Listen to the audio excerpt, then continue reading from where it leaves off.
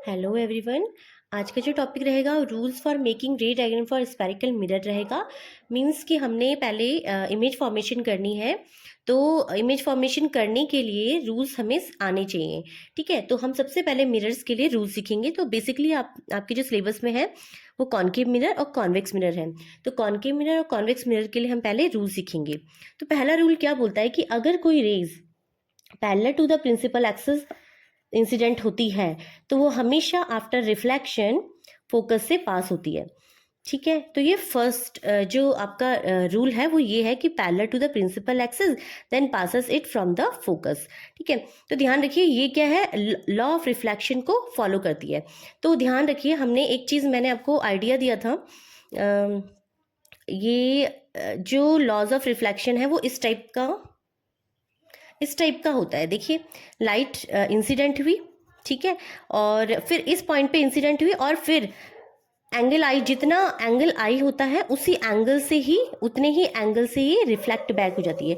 तो ये laws of reflection है। ठीक है, तो देखिए हमने एक नॉर्मल देखा था लॉज ऑफ रिफ्लेक्शन में। तो ध्यान रखिए, कर्व सरफेस में हमेशा जो नॉर्मल होता है ना वो हमेशा सेंटर ऑफ कर्वेचर से पास होता है। तो ध्यान रखिए, ये जो एंगल आई होगा, देखो एंगल आई कहाँ से मेजर करेंगे, इस जो आपने ये सेंटर ऑफ कर्वेचर ड्रॉ किया हुआ है ना, इससे एंगल आई डिनोट करेंगे। ये इंसिडेंट लाइट का हो गया, और ये जो है आर, एंगल आर हो गया, तो ये रिफ्लेक्ट हो रही है।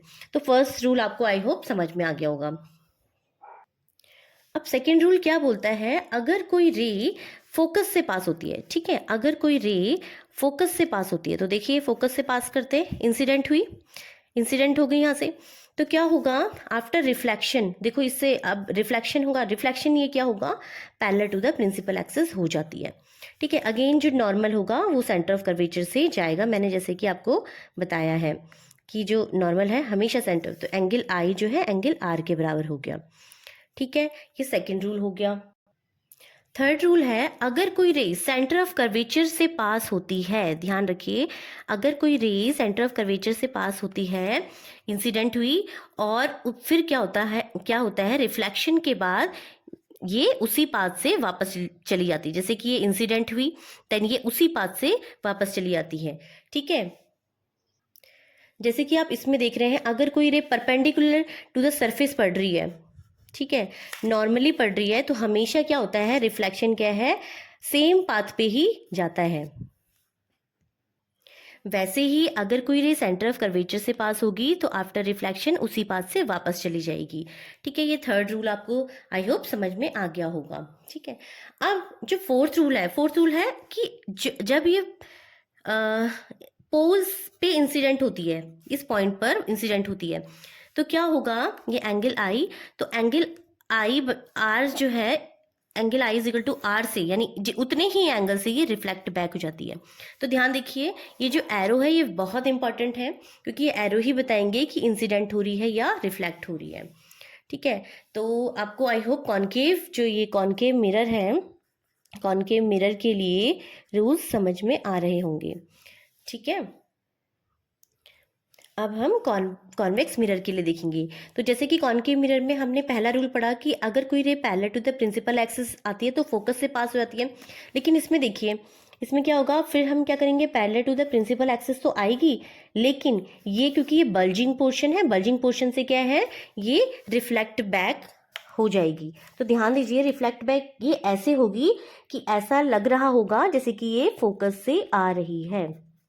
ठीक है, तो ये इसमें फर्स्ट रूल कॉन्वेक्स मिरर के लिए, तो इंसिडेंट हुई देन रिफ्लेक्ट हो गई।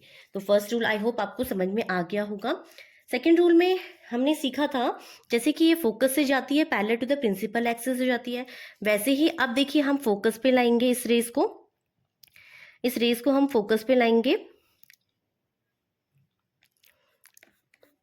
ठीक है, फोकस पे लाने के बाद क्या हो जाएगी, देखिए फोकस पे लाने के बाद क्या हो जाएगी, देखिए ये फोकस पे जा रही है।